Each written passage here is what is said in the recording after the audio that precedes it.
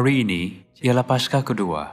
Pada waktu ini, saudara-saudari kita di seluruh dunia sedang merayakan Paskah pada bulan kedua menurut kalender suci.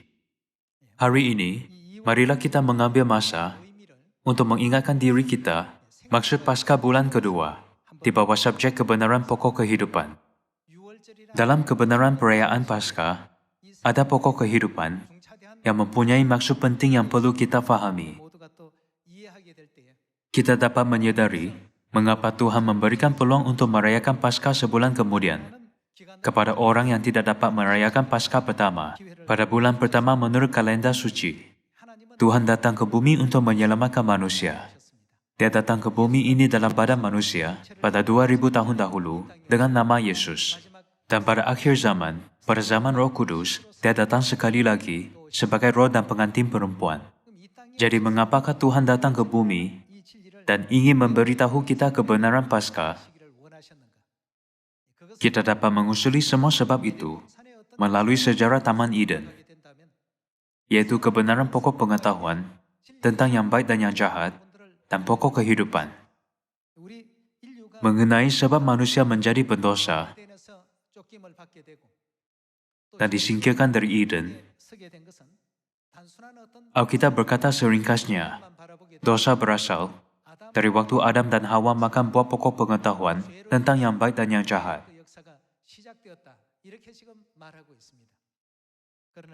Menurut buku Matius bab 13, kita dapat melihat semua perkara ini ditulis dalam bentuk perumpamaan. Dosa Adam dan Hawa menunjukkan bahawa kita sendiri yang mengingkari kehendak Tuhan di syurga, digodai oleh syaitan dan disingkir. Melalui Adam dan Hawa, Tuhan ingin menunjukkan keadaan rohani kita. Kalau begitu, mengapakah Paskah sangat penting bagi manusia? Hari ini, bagi orang di dunia ini, Paskah hanya hari yang biasa. Mereka tidak menyadari betapa pentingnya hari ini. Mereka tidak mengetahui orang yang tidak merayakan perayaan ini akan disingkirkan daripada kalangan umat Tuhan. Hal ini berlaku kerana mereka tidak memahami kebenaran pokok pengetahuan tentang yang baik dan yang jahat dan pokok kehidupan di Eden. Marilah melihat buku Yesaya bab 34. Buku Yesaya bab 34 ayat 16 berkata, "Selidikilah kitab Tuhan dan bacalah. Selidikilah Alkitab dan bacalah dengan berhati-hati. Satu pun daripada semua ini tidak akan ketinggalan, dan seekor pun tidak akan kehilangan pasangannya, kerana Dia sendiri memerintahkan demikian, dan Roh-Nya sendiri menghimpun mereka."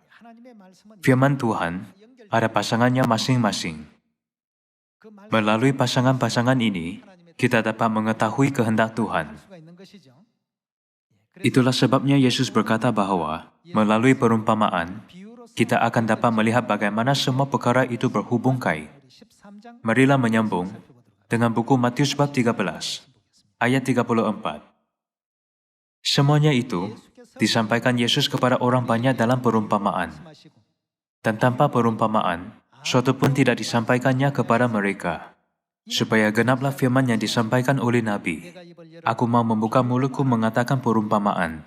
Aku mau mengucapkan hal yang tersembunyi sejak dunia dijadikan. Mesti ada sesuatu yang Tuhan sembunyikan apabila Dia menciptakan dunia ini. Oleh itu Alkitab berkata, Tuhan mahu mengucapkan hal yang tersembunyi dengan menggunakan perumpamaan. Antara 66 buah buku Alkitab, apakah buku yang mengandungi sejarah penciptaan? Itulah buku Kejadian. Antara kandungan di dalam buku Kejadian, marilah kita mencari kebenaran, pokok pengetahuan tentang yang baik dan yang jahat, dan pokok kehidupan yang berkaitan dengan Paskah.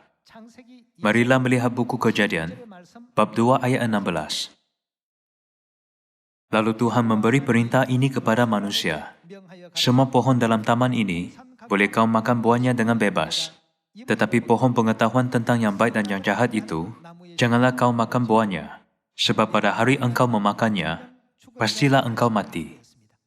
Tuhan memerintahkan manusia, pokok pengetahuan tentang yang baik dan yang jahat itu, janganlah kau makan buahnya, sebab pada hari engkau memakannya, pastilah engkau mati. Tuhan berkata, semua pokok dalam taman ini, boleh kau makan buahnya dengan bebas, kecuali pokok pengetahuan tentang yang baik dan yang jahat. Tetapi syaitan menggoda Hawa untuk berpaling daripada kehendak Tuhan. Buku Kejadian bab 3 ayat 1 berkata, adapun ular ialah yang paling cerdik dari segala binatang di darat yang dijadikan oleh Tuhan. Ular itu berkata kepada perempuan itu, tentulah Tuhan berfirman, semua pohon dalam taman ini, jangan kamu makan buahnya, bukan? Lalu sahut perempuan itu kepada ular itu, buah pohon-pohonan dalam taman ini boleh kami makan, tetapi tentang buah pohon yang ada di tengah-tengah taman, Tuhan berfirman, jangan kamu makan, ataupun raba buah itu, nanti kamu mati. Tetapi ular itu berkata kepada perempuan itu, sekali-kali kamu tidak akan mati. Syaitan terus menggodanya. Ayat 5 berkata, tetapi Tuhan mengetahui bahwa pada waktu kamu memakannya, matamu akan terbuka, dan kamu akan menjadi seperti Tuhan, tahu tentang yang baik dan yang jahat. Perempuan itu melihat bahwa buah pohon itu baik untuk dimakan, dan sedap kelihatannya, lagi pula pohon itu menarik hati karena memberi pengertian. Lalu ia mengambil dari buahnya dan dimakannya, dan diberikannya juga kepada suaminya yang bersama-sama dengan dia, dan suaminya pun memakannya. Maka terbukalah mata mereka berdua, dan mereka tahu bahwa mereka telanjang. Lalu mereka menyemat daun pohon ara, dan membuat cawat. Akhirnya, Adam dan Hawa makan buah larangan daripada pokok pengetahuan tentang yang baik dan yang jahat, dan melanggar hukum Tuhan di Taman Eden. Dosa pertama diturunkan kepada semua manusia.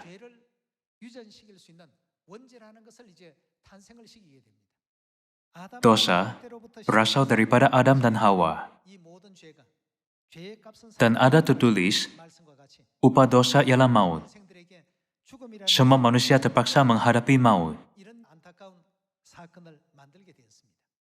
Kalau begitu, adakah sebarang jalan bagi manusia yang ditakdirkan mati untuk makan buah pokok kehidupan? Marilah melihat buku Kejadian, bab 3 ayat 22. Berfirmanlah Tuhan, sesungguhnya manusia itu telah menjadi seperti salah satu dari kita, tahu tentang yang baik dan yang jahat. Maka sekarang jangan sampai ia mengulurkan tangannya dan mengambil pula dari buah pohon kehidupan itu dan memakannya, sehingga ia hidup untuk selama-lamanya. Barang siapa yang makan buah pokok pengetahuan tentang yang baik dan yang jahat akan mati. Bagaimana pula dengan pokok kehidupan? Kedua-dua pokok ini ada ciri-ciri yang berbeza. Yang satu membunuh, dan yang lain memberi kehidupan kekal. Kita mungkin berfikir, mengapakah Adam dan Hawa tidak makan buah pokok kehidupan sejurus selepas makan buah pokok pengetahuan tentang yang baik dan yang jahat? Namun, Tuhan tidak membenarkan pendosa mendekati pokok kehidupan. Dalam erti kata lain, sebelum Adam dan Hawa berdosa, mereka bebas pergi kepada pokok kehidupan. Tetapi selepas mereka berdosa, jalan ke pokok kehidupan telah dihalang. Marilah melihat ayat 22. Berfirmanlah Tuhan, sesungguhnya manusia itu telah menjadi seperti salah satu dari kita, tahu tentang yang baik dan yang jahat. Maka sekarang jangan sampai ia mengulurkan tangannya dan mengambil pula dari buah pohon kehidupan itu dan memakannya, sehingga ia hidup untuk selama-lamanya. Lalu Tuhan mengusir dia dari Taman Eden, supaya ia mengusahakan tanah dari mana ia diambil. Ia menghalau manusia itu, dan di sebelah timur Taman Eden, ditempatkannya beberapa kerub dengan pedang yang bernyala-nyala dan menyambar-nyambar. Untuk buat apa? Untuk menjaga jalan ke pohon kehidupan. Sejak itu, Adam dan Hawa kehilangan jalan ke pokok kehidupan dan meratapi situasi mereka. Seperti yang tertulis di dalam buku Roma bab 7. Aku manusia celaka. Siapakah yang akan melepaskan aku dari tubuh maut ini? Dosa pertama manusia bermula di Eden. Jadi di Eden juga, masalah dosa dapat diselesaikan. Bukankah biasanya orang berkata bahwa di tempat berlakunya masalah, di sana juga kita dapat menjumpai penyelesaian. Jika kemalangan berlaku, bukankah penyiasat melawat ke tempat kemalangan itu untuk mencari kunci yang dapat menyelesaikan case itu. Sama juga dengan dosa pertama manusia. Penyelesaiannya dapat dijumpai di Taman Eden, yaitu tempat dosa muncul. Bagi semua manusia yang ditakdirkan mati, Tuhan menyediakan sepohon pokok supaya mereka boleh mendapat kehidupan kekal. Apakah pokok itu? Pokok kehidupan. Tertulis di dalam buku Kejadian, jika engkau memakannya, engkau akan mendapat kehidupan kekal. Mengapakah Tuhan ingin menyatakannya dengan menggunakan perumpamaan pokok kehidupan? Jika kita mengetahui realiti pokok kehidupan, kita akan dibebaskan daripada dosa dan mengikut jalan yang mulia ke kehidupan kekal. Apakah yang Tuhan ingin nyatakan melalui pokok kehidupan? Marilah mencari pasangan perkataan-perkataan ini. Marilah melihat buku Yohanes, bab 6 ayat 52. Orang-orang Yahudi bertengkar antara sesama mereka dan berkata, bagaimana ia ini dapat memberikan dagingnya kepada kita untuk dimakan? Maka kata Yesus kepada mereka, aku berkata kepadamu, sesungguhnya jikalau kamu tidak makan daging anak manusia dan minum darahnya, kamu tidak mempunyai apa? Tidak mempunyai hidup di dalam dirimu. Ayat 54 berkata, barang siapa makan dagingku dan minum darahku, yang mempunyai hidup yang kekal. Di Taman Eden, mereka boleh mendapat kehidupan kekal apabila mereka makan buah pokok kehidupan. Tetapi Yesus berkata di dalam buku Yohanes, bab 6 ayat 54, barang siapa makan dagingku dan minum darahku, ia mempunyai hidup yang kekal. Kehidupan kekal diberikan bukan sahaja kepada Adam dan Hawa yang telah makan buah larangan, tetapi juga kepada semua manusia di dunia ini.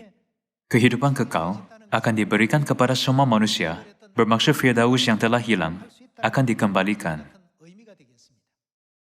Yesus berkata, barang siapa makan dagingku dan minum darahku, yang mempunyai hidup yang kekal, dan aku akan membangkitkan dia pada akhir zaman.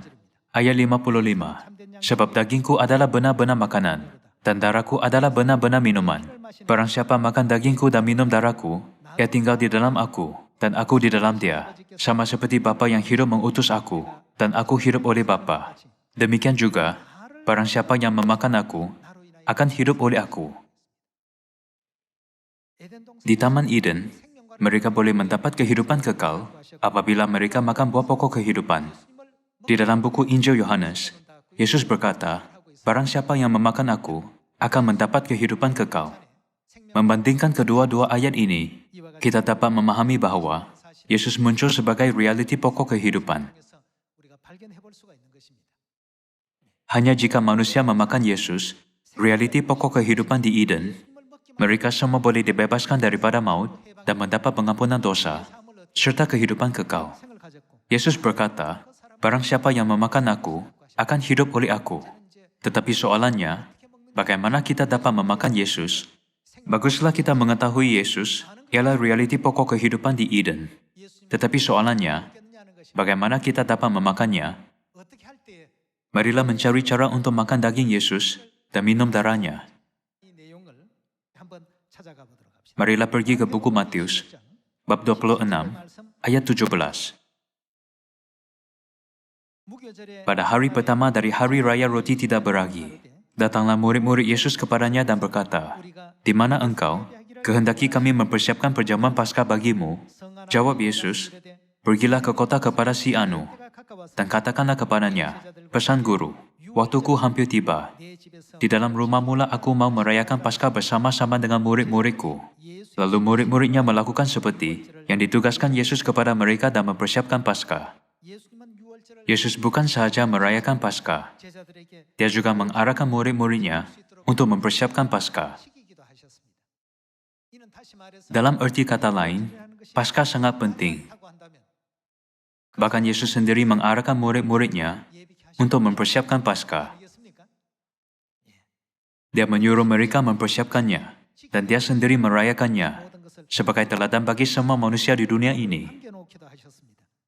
Marilah pergi ke ayat 26 dan melihat babak Yesus makan Paskah.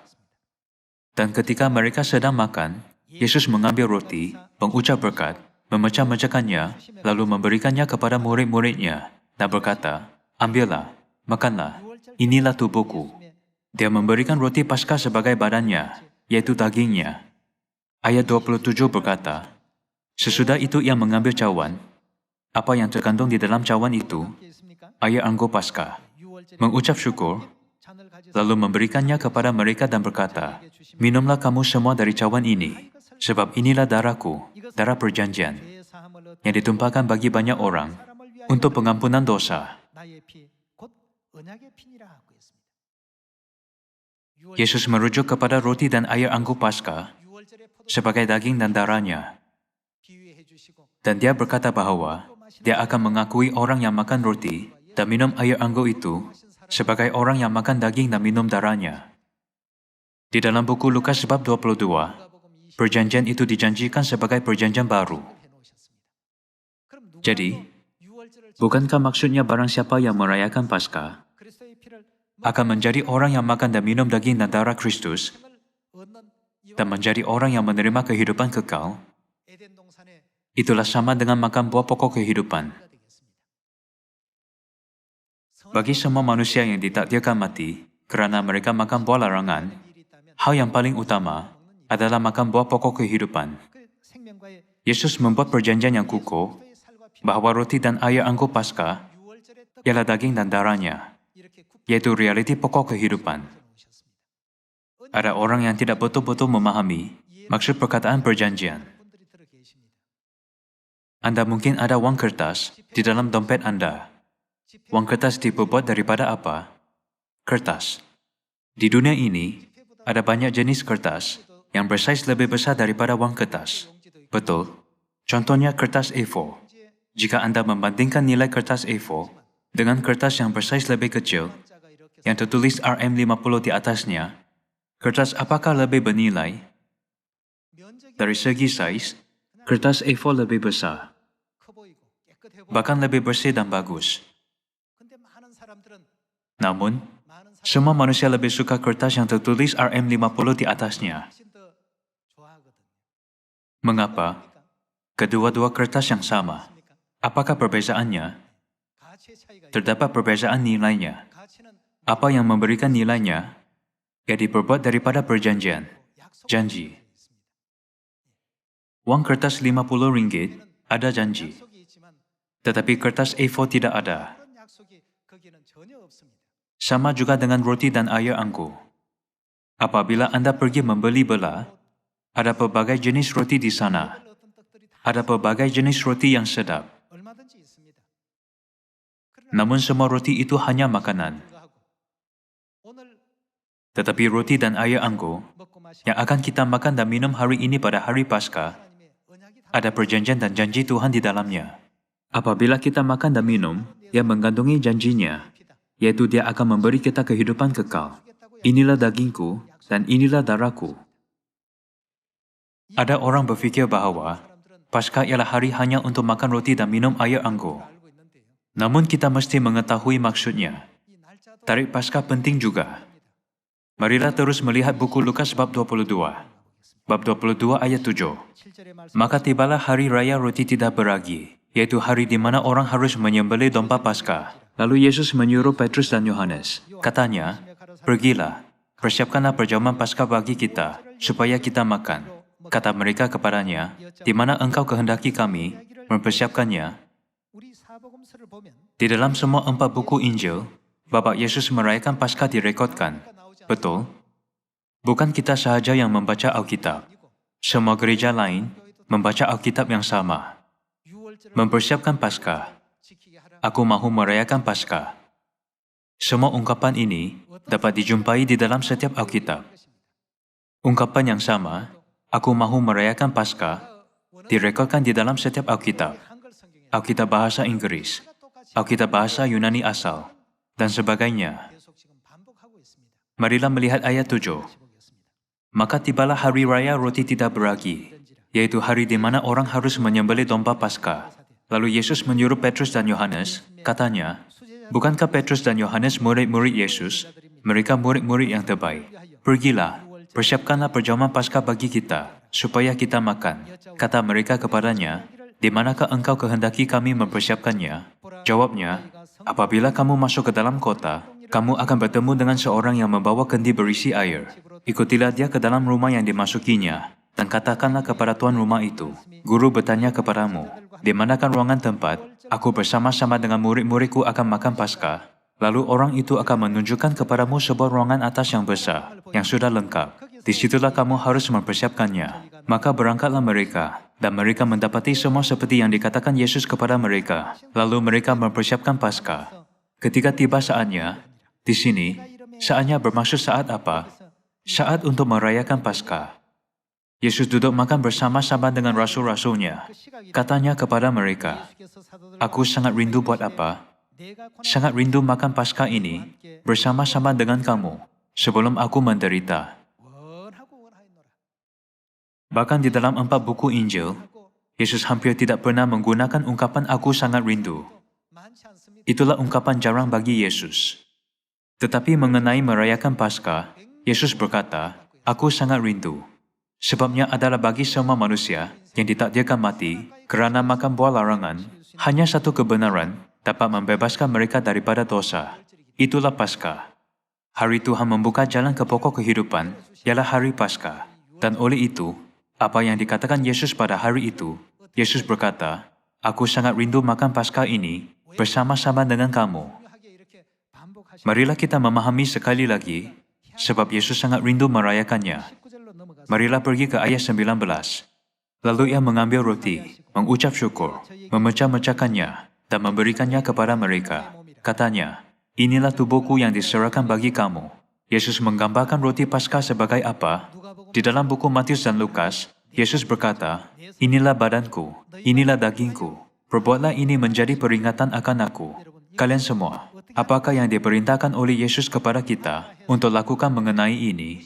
Yesus memerintahkan kita untuk melakukannya atau mengabaikannya. Perbuatlah ini. Demikian juga dibuatnya dengan cawan sesudah makan.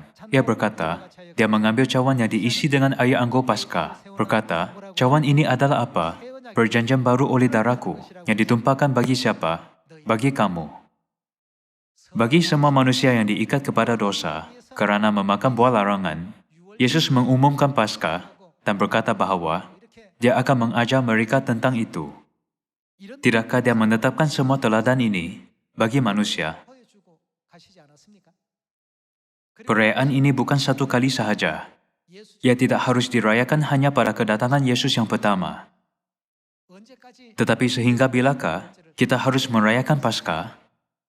Sehingga dia datang. Dia memberitahu kita untuk merayakannya pada bila-bila zaman. Namun, pada tahun 325 Masehi, Paskah telah hilang disebabkan oleh Maharaja Roma Konstantin.